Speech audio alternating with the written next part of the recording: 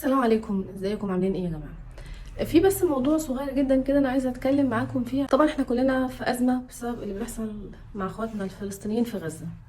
ربنا يا رب يرحم الشهداء ويصبر الاحياء ويلطف بيهم جميعا يا رب ويقوي عزيمه المقاومه. في حاجه بس عايزه اتكلم فيها. الناس اللي عماله تصيح على النت على الفيسبوك وتقول افتحوا معبر رفح. حضرتك عارف ان معبر رفح مفتوح من مصر؟ احنا بنعمل اللي بنقدر عليه لحد ما ربنا ييسر كده ونتجمع كلنا ونحل الازمه دي. ثانيا، انت تعرف ان اساسا الفلسطينيين اللي في غزه مش عايزين يسيبوا بلدهم؟ هما بقالهم 75 سنه بيحاربوا ومستحملين، وجت على السنه دي مش هيقدروا يستحملوا. هما مش عايزين يسيبوا ارضهم، عندهم قوه وعزيمه واراده وثقه في ربنا ان في يوم من الايام غزه هتتحرر على ايديهم، على ايدين غيرهم، بس هتتحرر. ودي بلادهم ودي اراضيهم ودي بيوتهم ودي ذكرياتهم اللي مش عايزين يسيبوها. انت عايزهم يسيبوها ليه؟ ما تخليك في حالك. انت عايز اهل غزه يسيبوا غزه ليه؟ متدخل في شؤونهم ليه؟ دي اول حاجه. تاني حاجه، الناس اللي عماله تصيح على النت برضو بتتهم مصر بالخيانه وان هي مقصره في حق الفلسطينيين وان هي باعتهم وما عملتلهمش حاجه. انت عملت ايه؟ بلدك عملت ايه؟ انت لما ربنا يجي يحاسبك ويقول لك عملت ايه لاخواتك في فلسطين، هتقول لهم اصل مصر اصلهم على حدود مصر ومصر ما عملتلهمش حاجه؟ ولا ايه بالظبط؟ هترد على ربنا تقول له ايه؟ هتقول له اصل انا مش في ايديا حاجه؟ ما دام مش في ايديك حاجه تسكت، ما تتكلمش. اللي مش في ايديه ان هو يعمل حاجه ما يصحش ويعيب في غيره وما يعيش في بلد جنبه. مصر من يومها بتقدم دعمها لكل الناس، لكل الدول. مش هقول مساعدات، هقول دعم، احنا اخوات.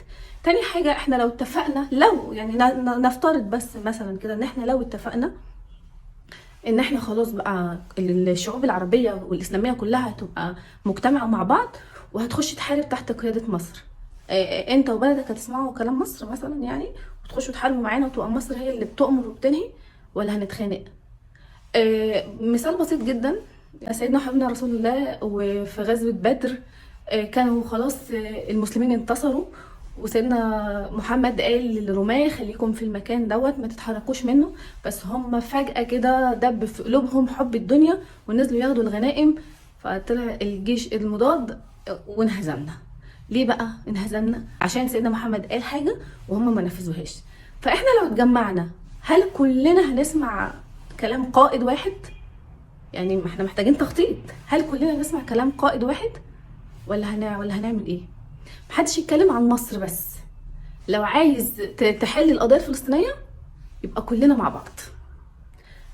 في حديث عن سيدنا محمد صلى الله عليه وسلم بيقول المؤمن للمؤمن كالبنيان يشد بعضه بعضا، ومسك ايده كده. ده معناه ايه؟ معناه ان احنا كلنا كمؤمنين لازم نبقى مع بعض، نبقى على قلب رجل واحد، كلنا بهدفنا حاجه واحده، مش كل واحد في دماغه حاجه او كل واحد عايز هو اللي يسوق الدفه. تمام؟ يبقى لما نتحد كلنا كعرب وكمسلمين مره واحده، يبقوا تيجي تقولوا مصر ما عملتش واجبها دي. انما طول ما انتوا كل واحد في دوامته، اللي هنا بيرقص واللي هنا بيعمل احتفالات واللي هنا بيدعم الكيان واللي هنا عنده قواعد امريكيه ممكن تبهدلنا لو اتدخلنا، يبقى محدش يفتح بقه عن مصر، محدش يتكلم عن مصر نهائي. في حديث تاني كان برضو سيدنا محمد بيقوله ان ربنا في عون العبد ما دام العبد في عون اخيه. فلما تبقى في عون اخيك، ده المفروض حاجه منك انت.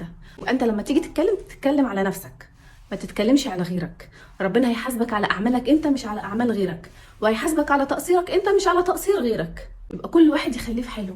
ما اشوفش كومنتات بتقول مصر مقصره ومصر خاينه ومصر مطبعه. لا، يبقى مصر مش مطبعه. تمام؟ مصر لما عملت اتفاقيه السلام عشان تسترد اراضيها بدون حروب. مصر فقدت 180 الف شهيد عشان خاطر القضيه الفلسطينيه. مصر فقدت كتير جدا عشان اراضيها في سيناء. فلما تيجي تتكلم على مصر تضرب لها تعظيم سلام عشان مصر عملت اللي عليها والزياده. ولو جينا نتكلم بقى وحد قال لي اصل انتوا عندكم ظروف ومشاكل واقتصاد، هقول لك بلدي وان جارت علي عزيزه. يعني بلدي مهما تعمل فيا فهي عزيزه وغاليه، هحبها وهعشق ترابها. فمحدش يجي يتكلم عن مصر نص كلمه، عشان المصريين زي ما هم تعبانين بيعشقوها.